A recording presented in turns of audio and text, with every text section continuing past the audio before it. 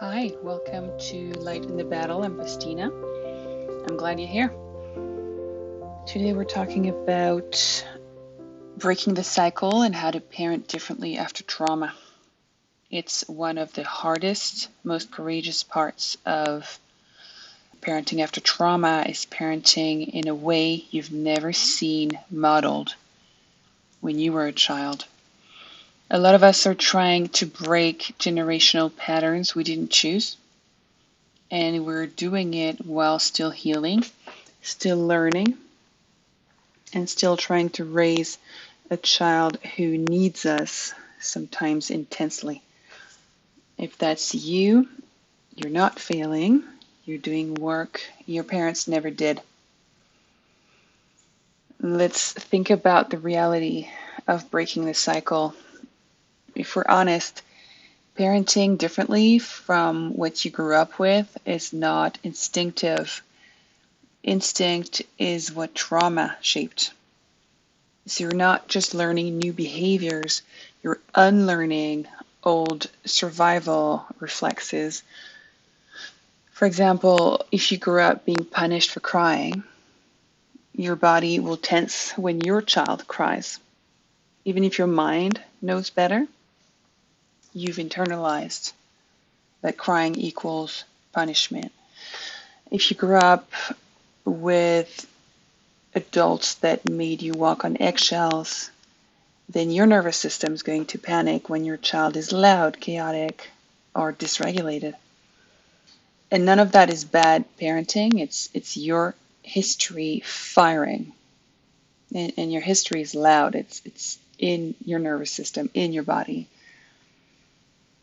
So the truth that most moms never hear is that breaking the cycle does not look like being perfect.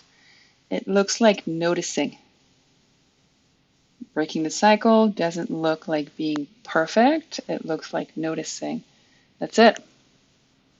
Every time you pause or you repair or you do something even 1% gentler than what you were taught or what you went through, you've already broken that cycle. Because trauma, it's transmitted unconsciously. It's what you do without thinking. Whereas breaking the cycle is done consciously.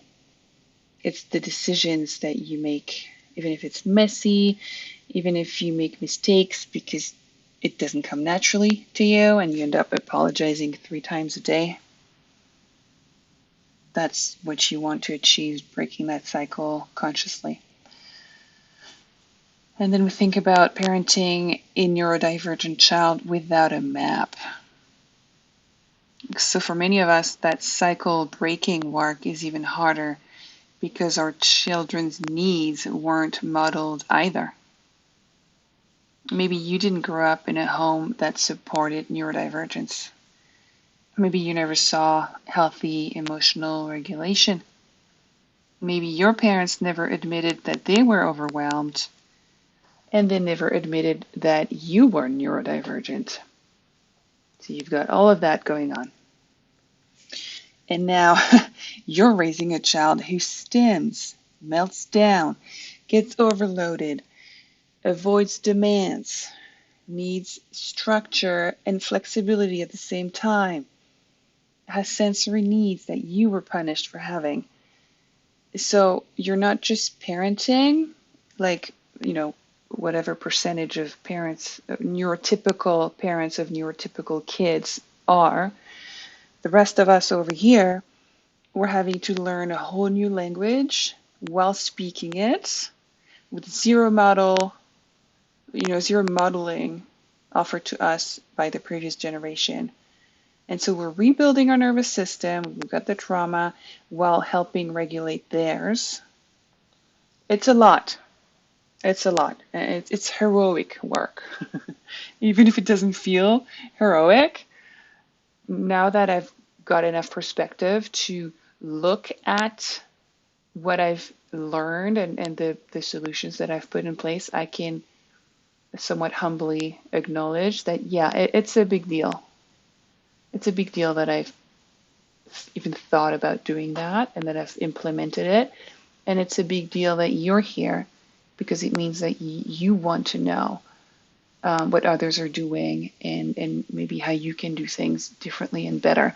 And all of that is amazing. It's terrific. So here's a practical example from my life. There were moments, especially in the first years, where my body reacted before my thoughts did. And that's something I talked about in another episode. So if my child was stimming loudly, because I'm hypersensitive to sound personally. So if he would be stimming loudly or moving nonstop or spiraling into a meltdown, my nervous system would go straight into panic because that's how my body learned to respond to chaos. So sometimes I'd have to close my eyes. Sometimes I'd, look away. Or I'd have to plug my ears for a moment or put my headphones on, all the while staying present, just to stay grounded so I wouldn't lose it while he's already losing it and struggling. So for a long time I thought, real moms don't need to do this. I'm failing. Like, I'm sure healthy parents don't ever get overwhelmed by their own child. I was wrong. We all know that I was wrong. Everybody gets overwhelmed. But what I was doing, those micro regulation moments, was actually breaking the cycle because my parents didn't regulate themselves. They would dissociate, shut down, cut me out emotionally or leave, like physically leave the room, or they would make the kids responsible. And so I wasn't doing that. When I'm looking away, closing my eyes, plugging my ears, whatever, I'm not doing any of that. I'm staying in the room. I'm staying present. I'm still here. I'm still connected. Even if it's imperfect, I'm still connected to my child. And now that he's older, when he sees me put my, noise canceling headphones on, he knows, like I'll be talking to him as I put them on, and I explain to him every time, I can still hear you. Look, we're still having a conversation. It's all good. I just need this so that I can actually hear you better. And so now he understands that me putting this on doesn't mean it's the opposite of me shutting him out. It's me wanting to stay connected, because when I don't have the headphones on, it's a lot harder for me to be present and want to connect with him and want to have quality time with him. It takes a toll on my nervous system, all the noise that he's making and the stimming. So these are conversations that you can have. The goal is to stay connected, and your child is going to know, is going to see the difference. So back to that cycle breaking project, initiative, effort that we're talking about today. Why does it feel so hard? Well, when we're trying to parent differently, we are fighting three things at once: the nervous system, the inner child, and the lack of model. You're trying to parent differently, you're fighting those three things at once: your nervous system, your inner child, your lack of model. So your nervous system, first, it reacts fast. It's designed to keep you alive. It's instant reaction. It's faster than thought. And so, again, you're not failing. You're working against deep ancestral survival instincts. Second thing you're fighting when you're trying to parent differently is your inner child. They're watching how you treat your child. Your inner child is watching, and that creates huge emotional pressure. I can't remember how many times I felt an emotion inside me triggered by the situation that I was in with my child, and I was like, gee, I wish I had that. Or I know that what I just did is because that's what my inner child expected in that situation. So it's definitely something that we're fighting when we're trying to parent differently and break those cycles. The third thing I mentioned is the lack of model. We're over here doing the research, following influencers, reading the books, going to therapy, whatever. We're inventing something we've never seen We're having to create a parenting style and, go-to sentences, safe practices, habits, routines that we've never seen modeled. It's like kudos to us, because that's why we feel exhausted. It's not because we're weak. It's because we're doing two jobs at the same time. We're healing ourselves and raising a child. It's a lot. So here are the 4 anchors that I look at for cycle breaking parenting. The 4 things that matter, and really everything else I feel is optional. The first anchor is awareness over perfection.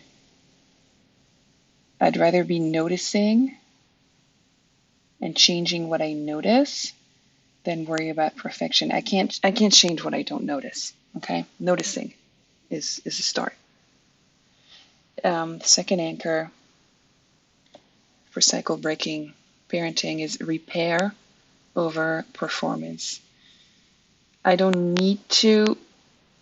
I guess I don't, because that certainly wasn't modeled as a child. The yelling, that's my personal experience. I happen to not yell because it wasn't the way I was raised. I wasn't raised with yelling, so I'm not going to yell, but I can't say that I've never left the room or checked out emotionally. Okay, these are things that I might unconsciously reproduce in how I'm raising my child. I don't necessarily need to never do that. What I do need to do is catch myself, see what I just did there, and then come back and reconnect with my child. So repair over performance. The third anchor for cycle breaking parenting is regulation over reaction. So every time I can take a 3-second break, a 3-second, like one breath, or 5 seconds to find, 3 things I see, 2 things I can hear, 1 thing I can touch, any tools that you have in your toolbox for sensory grounding, any little thing I can do that's like a pause for regulation and prevents me from reacting, that's cycle breaking right there. And the 4th anchor for cycle breaking parenting, it's connection over control. Trauma parenting teaches control. Like, okay, kid, you're going to do this or else, and a lot of us have learned that that's just how it works when we were kids. Healing parenting teaches safety. So we're still going to have boundaries, and our kids are still going to have to learn from natural. I personally like to practice natural consequences. So I'm not talking about permissive parenting either. That's like another extreme. But what I do teach is safety and connection over control. I'm solo parenting what is one day going to be a man who's going to be taller and stronger than me. Do you really think I want to be in a power struggle with him? Yeah, like in an attempt to control him? No. Like when he turns 14, he's going to be stronger than me. Why would I do that to myself? No. I want connection with him, and I want safety and peace in my home. Okay? So just to summarize the 4 anchors that I truly believe in for cycle breaking parenting. First, awareness over perfection. Second, repair over performance. Third was regulation over reaction. And 4th is connection over control. And it's very likely that you're already doing all that. If you're listening to this episode, if you're on a podcast platform looking for this stuff, that means you're questioning the patterns that you've inherited, you're trying, and you already are the mother that younger you would have needed. You're already well on your way, and I'm so glad. Cycle breaking, it's not loud. It's not dramatic. It's quite the opposite of that, actually. It's quiet. It's peaceful. It doesn't look like a transformation montage, you know? It looks like quiet, steady, definitely imperfect effort. I'm going to emphasize that word, effort. Yes, it takes a lot of energy, but think about your bloodline and the generations after you. Like, you're breaking the cycle. Yes, it takes a huge effort. Yes, you wish your parents had done it for you. It is what it is. You're doing it. Well done. And your child feels it. Even if you don't see the results yet, I'm convinced that those kids are going to turn out to be well-rounded, adjusted, emotionally safe kids because of all that effort that we're putting in. So thank you for being here with me today. What I was trying to convey is really, you don't have to erase your past to build a different future. You have to interrupt it. Understand it, maybe analyze it a little bit. If you've been to therapy, great. If you've read some books about, attachment theory, great. The key is to really interrupt the transmission to the future generation of the stuff from your past. And I'm talking about small shifts, very imperfect choices while we get better and better at it. And mainly awareness. Awareness really counts. You're doing the work that changes generations. You really are. So congratulations to you.